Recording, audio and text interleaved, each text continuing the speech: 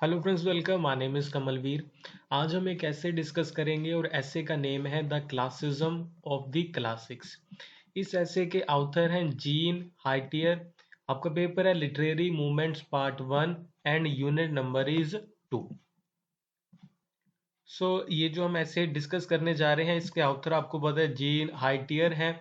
लेकिन ये French language में लिखा गया था, इसे इंग्लिश में ट्रांसलेट किया था जून।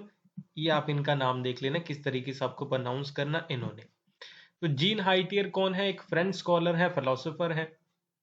इस लेसन में, इस ऐसे में हम क्या पढ़ते हैं? What makes a work classic. इस पूरे ऐसे का एक ही पर्पस है, आपको ये बताना कि हम किसी भी लिटरेरी वर्क को क्लासिक कैसे कह सकते हैं।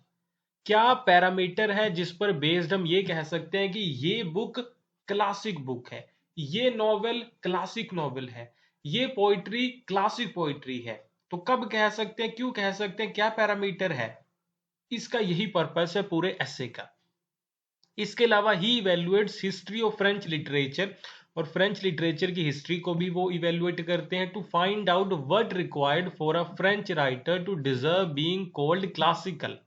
और फ्रेंच हिस्ट्री उठा के भी लिटरेचर की वो ये समझने की कोशिश करते हैं कि हम जिन जिन को हमने क्लासिक कहा है आज तक, तो उनमें क्या क्वालिटी थी कि आज के किसी वर्क को भी हम क्लासिक कहें तो कैसे कहें। Okay. So, Jean Haitier's work, The Classicism of the Classics, examines what makes a literary work a classic। ये सेंट्रल पॉइंट है, ये आपको पता चले इस पूरे ऐसे का पर्पस क्या है। इसके अलावा वो क्या करते हैं? History of French literature, French literature की पूरी हिस्ट्री अच्छे से समझते हैं। फिर क्राइटेरिया या पैरामीटर हमें बताने की कोशिश करते हैं कि कैसे किसी वर्क को क्लासिक माना जाए। तो ना वो बहुत सारे अलग अलग स्कॉलर्स, अलग अलग फिलोसोफर्स के आइडियाज को डिस्कस करते हैं। तो सबसे पहले वो एक फिलोसोफर को डिस्कस करते हैं, फ्रांसिस मैरी अराउट। और इनको वोल्टायर नाम से जाना जाता है, वोल्टायर नाम से इन्हें जाना जाता है। ठीक है जी, पहले इनकी वो बात करते हैं। ये क्या थे? एक राइटर थे, फिलोसोफर थे, पोएट थे, ड्रामिस्ट थे, हिस्टोरियन थे। सबसे पहले वो इनकी बात करते हैं। Voltaire used the expression classical works or authors only for the great writers of Greco-Latin tradition। तो सबसे पहले इन्हें मेंशन करके वो हमें बताते हैं कि जो वोल्टायर है, ठीक है, वोल्टायर है या वोल्टायर, वोल्टायर है वैसे वैसे इनका नाम।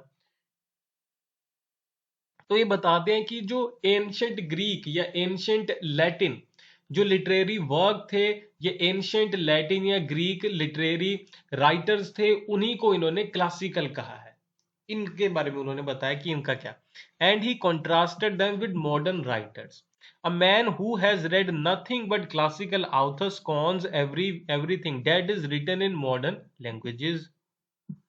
बेसिकली वो क्या करते हैं यहाँ पे, जो क्लासिकल वर्क्स है उन्हें रिस्पेक्ट करते हैं, और मॉडर्न लैंग्वेज, मॉडर्न जो भी लिटरेरी वर्क्स हैं, आप कह लो कि उन्हें स्कॉन करते हैं या तिरस्कार कहते हैं कि वो करते हैं, तो उन्होंने क्लासिकल उसी को सही माना।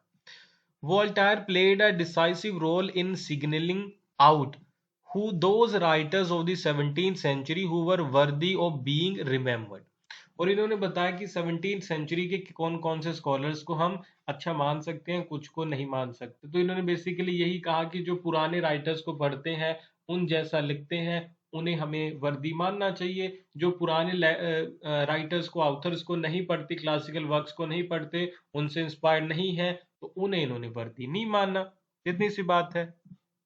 Focus on classical literature, the ऐसे कंसंट्रेट्स ऑन क्लासिकल लिटरेचर। आपको पता चल गया क्लासिकल लिटरेचर के ऊपर ही पूरा फोकस है।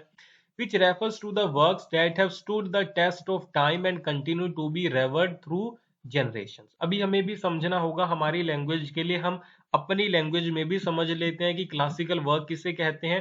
तो क्लासिकल वर्क उसे कहा जाता है कि ऐसा कोई लिटरेरी वर्क जिसे सदियों से पढ़ा जा रहा है और आज भी वो रेलेवेंट है, उसी को क्लासिकल कहा जाता है basically.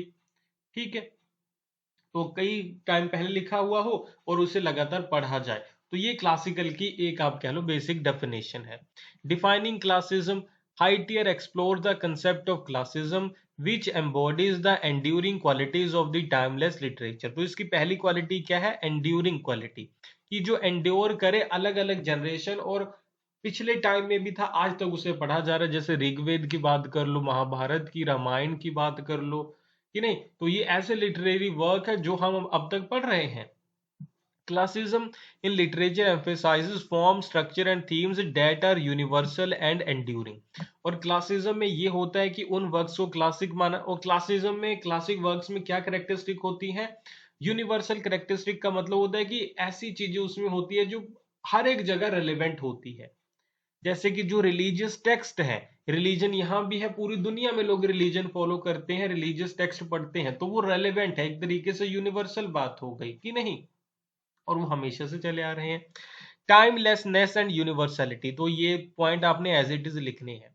Classic works possesses timeless themes and messages, इनमें जो थीम और मैसेज होता है वो टाइमलेस होता है। जैसे मैंने आपको रिलीजन की बात बताई, कल भी रेलेवेंट था, आज भी रेलेवेंट है। मोरल स्टोरीज होती हैं, कल भी रेलेवेंट थी, आज भी रेलेवेंट है कि नहीं? तो इस तरीके की चीजें, ऐसे थीम ऐसे message, that resonate actors different across different eras and cultures, हर एक कल्चर में जिसे पढ़ा जाता है, हर एक टाइम पीरियड में जिसे पढ़ा जाता है। They often tackle fundamental aspect of human nature, ये कौन कौन सी चीजें हैं जो यूनिवर्सल है? ह्यूमन नेचर के बारे में लिखना, मोरालिटी के बारे में, सोसाइटी के बारे में, कि नहीं? ये ऐसी चीजें हैं जो यूनिवर्सल है, हर एक जगह पे आपको मिलेंगी। तो बेसिक बेसिक मैंने आपको बता दिया। कंप्लीट वीडियो आपको पता है कि कहाँ पे मिलेगा? हमारी ऐप अमन पाठशाला या वेबसाइट amanpathshala.com पे आपको कंप्लीट वीडियो मिलेगा इस टॉपिक का। और एमए इंग्लिश लिटरेचर के सभी सेमेस्टर्स के सभी टॉपिक्स वहां पे अवेलेबल है, आप जाके देख सकते हो। लिंक कहाँ पे है? वीडियो के कमेंट बॉक्स में मैं लिंक ऐड कर दूंगा, वहां से आप क्लिक करके पूरी वीडियो देख पाओगे इस टॉपिक की और बाकी सारे टॉपिक्स के ऊपर भी।